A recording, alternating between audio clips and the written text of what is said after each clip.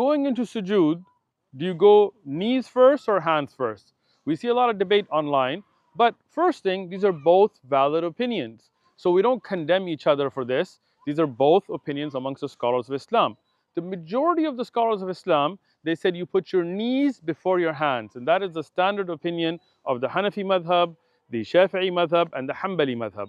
The Maliki madhab, they have the opinion that you put your hands before your knees. Now again, both are valid, but what is stronger? Well, Ibn al-Qayyim mentions a very interesting point. He said every hadith that mentions the action of the Prophet ﷺ, the fi'l, it only mentions knees first.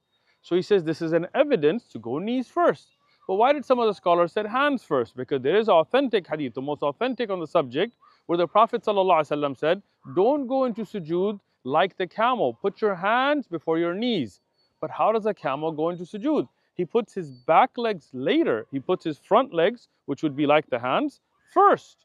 So if the hadith is to condemn the way of the camel, that means you shouldn't put the hands first. And that's why Ibn al-Qayyim in Zad al-Ma'ad mentioned that there is iqlab, there is a switching of words in this hadith. And he shows other chains show that don't go down like the camel, but put the knees before the hands, which is in accordance to what the Prophet ﷺ did, and Umar ibn Khattab and other Salaf al-Salihin. So what is more authentic? Put the knees before the hands, although both are valid opinions.